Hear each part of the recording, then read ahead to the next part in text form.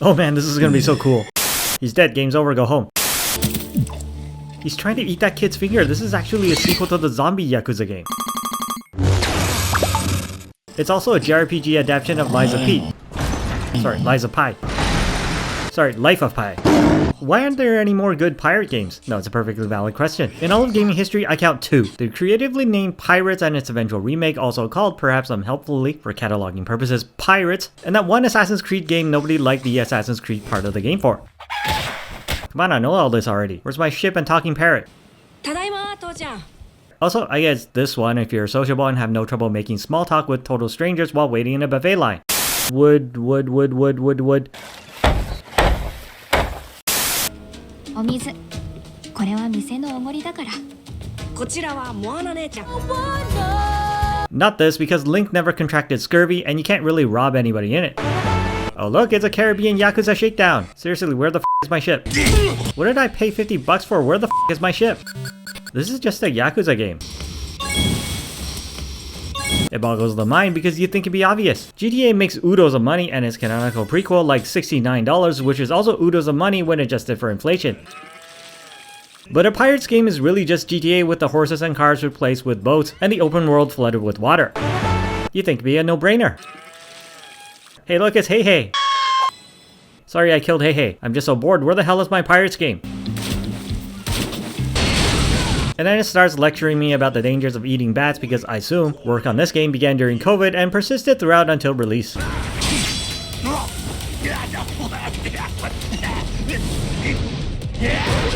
The theme is self-explanatory and you don't have to draw any trees or map out any roads. You can just copy and paste the water texture until your processor melts. Well, at least nobody still understands what it means to be a criminal. Well, at least the music is a rousing, swashbuckling affair.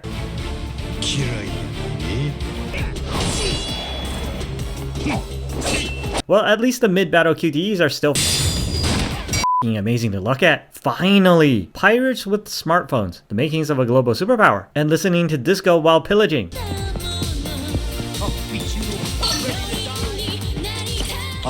Also stopping child abuse. Yet after Skulls and you shit the bed, it falls to Yakuza of all series to take up the Jolly Roger and not make a very good Pirates game out of it, as it turns out. No, really, I love the series. I have every game, finish every game because I like Asian crime drama and also Asian crime drama, dressed up as an 18th century samurai historical epic with mandatory karaoke. My favorite character is all of them. Manly drama queens they all are, crying like rugged bitches. Whenever the game deigns to tug on the heartstrings in between goofy side quests and surprising elaborate minigames. Finally!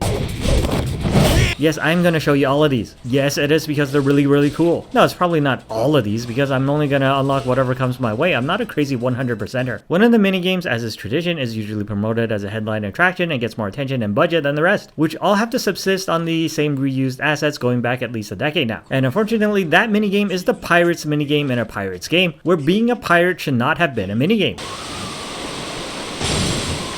I never really had to do this again, so I don't know why it's even in the game. So, the Pirates game shouldn't have been a minigame, least of all for Monsieur Goro Majima, who is honestly wasted as a leading man in a leading man's role he was practically metaphorically born to play. A charismatic, crazy criminal with a heart of gold who, in this round of enthusiastic cosplay, wouldn't look out of place on either a Pirates of the Caribbean holiday special or a One Piece filler arc with all the boobs replaced by a heated rivalry with Samoa Joe. No, that comes later. In the meantime, watch this. Also, you're collecting the 10 rings. Comic accurate 10 rings because those are bangles. What the fuck, Marvel? So I immediately slapped my thigh with relish upon first hearing about this game with a resounding finally, and then promptly turned around and slapped the first wench I saw. When I actually played the game with a drunken, angry no. How the hell did you mess this up? I don't want to be on land anymore. Let me go back to my ship. And the question being rhetorical lends obviously to the answer that they made the Pirates portion of the Pirates game a Yakuza game, and not a Pirates game dressed up with Yakuza canon and characters. This is just taking up way too much resources that should have been spent on the Pirates thing.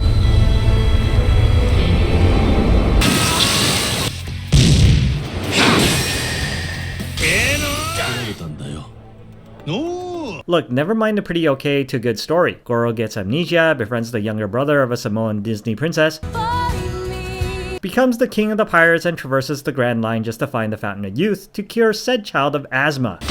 That's the story, likable characters and trademark betrayals and melodrama notwithstanding, and that's all well and good. The combat is also okay if slightly unimpressive, and the rest of the game is bolted together from the carcass of infinite wealth in the same way the ship of Theseus was also built on Ryu's maps and art assets until it can legally be called a new ship and charges you $50 to ride on it. Oh, Shinto gods, not you again, f*** up.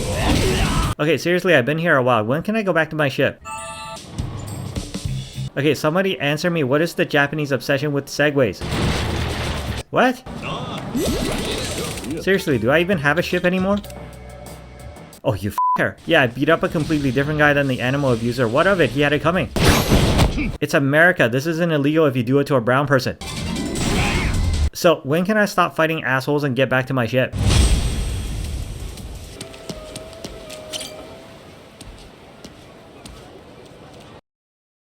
Actually, this is the game level gating me by making me play Yakuza before I can play the Pirates game I paid for. Finally!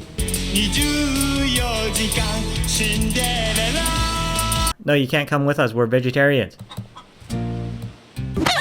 Boat snack!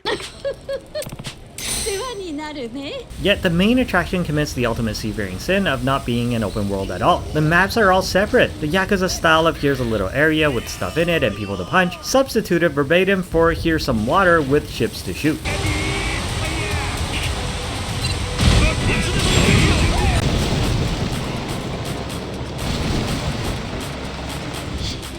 Even the boarding is a completely separate instance.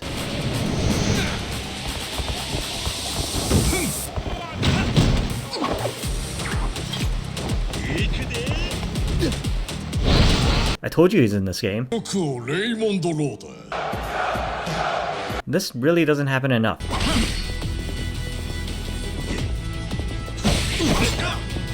So the game is about as fun or true to the fantasy as a bathtub full of slightly used toys, and about as unimpressive.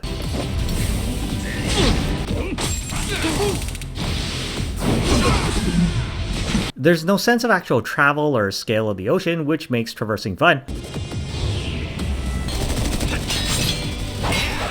And why even bother when you can just fast travel anyways? There's next to nothing to do while sailing besides picking fights with conveniently placed enemy ships for lack of anything better to do, or to grind upgrades to upgrade your ship for the fights that actually matter, which all take place in a closed off arena that's less the Buccaneer's fantasy and more Mortal Kombat for really boring people who build those ships in a glass bottle. Nerd! Every time you make landfall is also a separate instance. See, I understood that without knowing Japanese because I watched too much One Piece. Kaizoton! There's just no point in doing it unless you're obligated, and for all intents and purposes, it's just another Yakuza minigame to briefly hold up the rest of the plot you're actually interested in seeing. And since I can play Virtual Fighter now without having to buy a Yakuza game, I can safely say just wait for a big sale and go back to trying to make friends with strange people on the internet. Still a pretty good One Piece adaptation though.